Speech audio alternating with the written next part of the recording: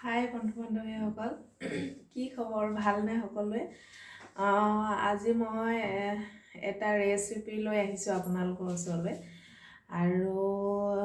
ৰেচিপিটো হ'ল চাহৰ লগত খাবলৈ মই পকৰি বনাবলৈ লৈছোঁ এতিয়া লাল চাহৰ লগত খাবলৈ আৰু তাকে আপোনালোকৰ লগত শ্বেয়াৰ কৰোঁ বুলি ভিডিঅ'টো বনালোঁ আৰু চাই কেনেকুৱা পায় যদি ভাল পায় আপোনালোকেও ঘৰত চাহৰ লগত বনাই খাবলৈ পাৰিব আৰু তাৰ লগত মই চাটনি বনাম অকমান যে কেনেদৰে বনাওঁ তাকে দেখুৱাবলৈ বিচাৰিছোঁ আৰু পকৰি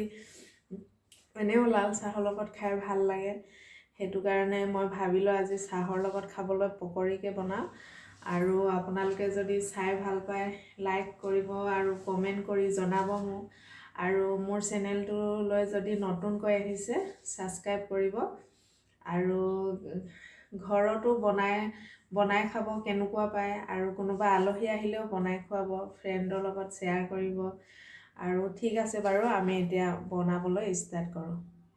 মই ইয়াতে বেচন লৈছোঁ বেচনৰ লগত বনাম বেচন পিঁয়াজ কাটি দিছোঁ ধনিয়া আৰু পুদিনা নৰসিংহ পাত তাৰপিছত জলকীয়া দুটা ইমানে মই এইখিনি এনেকৈ তৈয়াৰ কৰি থৈ দিছিলোঁ এনেকৈ ইয়াতে চাটনি বনাবলৈ লৈছোঁ আদা পিঁয়াজ জলকীয়া 4টা বিলাহী 2টা বিলাহী আৰু লচুন আৰু ইয়াত ধনিয়া পুদিনা হ'লেও ভাল লাগে শেষ হ'ল মই যিহেতু ইয়াত দি দিলোঁ আৰু এতিয়া চাটনিৰ কাৰণে কি কৰিম মই বিলাহীকেইটা পুৰি ল'ম গেছতে মই এনেকৈ দি দিম পুৰি ল'ম আৰু এনেকৈ পুৰি ল'লে খায়ো ভাল লাগে টেষ্ট লাগে বহুত টেষ্টি লাগে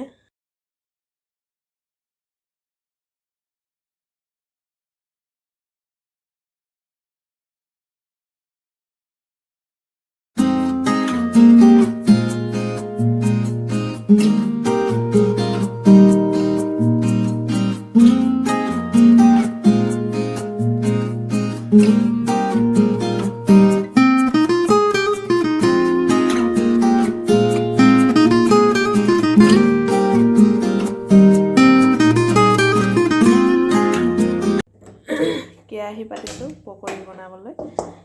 কেৰাহীটো পাতি ল'ম গৰম হ'বলৈ